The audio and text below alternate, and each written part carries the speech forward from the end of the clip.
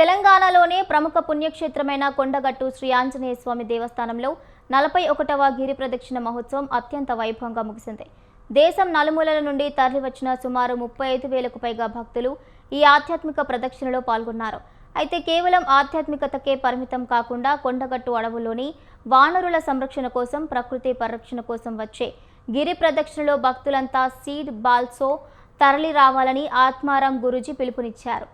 కొండగట్టు అడవిని పచ్చదనంతో నింపేందుకు, వానర స్వరూపులైన కోతుల ఆకలి బాధలు తీర్చేందుకు ఒక వినూత్న కార్యక్రమాన్ని ప్రకటించారు. రాబోయే జూన్ 29వ తేదీన జరిగే గిరి ప్రదక్షిణ రోజున భక్తులంతా తమ ఇళ్ల నుండి మట్టిని సేకరించి అందులో సీతాఫలం, దానిమ్మ, జామ, పప్పాయి, మామిడి వంటి పండ్ల గింజల నుంచి సీడ్ బాల్స్ తయారు చేసి తీసుకురావాలని కోరారు.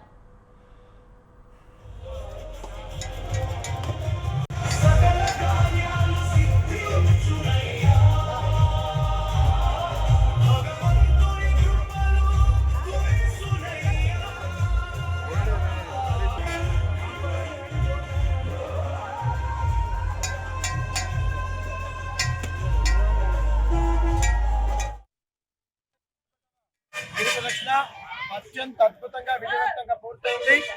దాదాపు 35,000 మంది పైనే భక్తులు పాల్గొన్నారు. దివ్యమైనటువంటి ఈ యొక్క గిరి ప్రదక్షిణ, వచ్చే గిరి ప్రదక్షిణ 29 జూన్లో ఉందండి. ఆ గిరి ప్రదక్షిణ రోజు గిరి ప్రదక్షిణకు వచ్చే ప్రతి భక్తులకు విజ్ఞప్తి చేస్తున్నాం, అందరు కూడా ఇంట్లో మట్టి తీసుకురండి.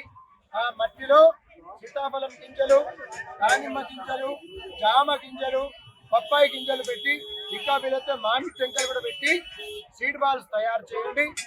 ఒక్కొక్కళ్ళు 100 సీడ్ బాల్స్, ఇంకా నలుగురు ఉంటే 400 సీడ్ బాల్స్ అవన్నీ తీసుకొని గిరి ప్రదక్షిణలో పాల్గొనండి. ఎప్పుడైతే అడవి లోపలికి వెళ్తామో ఆ యొక్క సీడ్ బాల్స్ మనం విసిరేద్దాం. వచ్చే వర్షాకాలంలో ఆ సీడ్ బాల్స్ చెట్లులాగా అవి పెరిగితే ప్రకృతి ఆనందం, ఆ వానరులకి అంటే అంజన స్వరూపాలకి ఫలం దొరికే అవకాశం, అవి రోడ్డు మీదకి రావు. ఈ యొక్క వాహనాలు ఢీకొని వాటికి విఘాతం కలగదు అని తెలియజేస్తూ, ఇలాంటి మంచి పనికి అందరూ ముందుకు రావాలి. మట్టి పిల్లలకు కూడా నేర్పించండి మట్టితో సీడ్ బాల్స్ చేయడం. మట్టి అంటే చీచి అనకూడదండి. మట్టి అంటే చీచి అన్నవాడు పరమ దుర్మార్గుడండి. వచ్చే పుణ్యమకి మనం అందరం సీడ్ బాల్స్ చూద్దాం.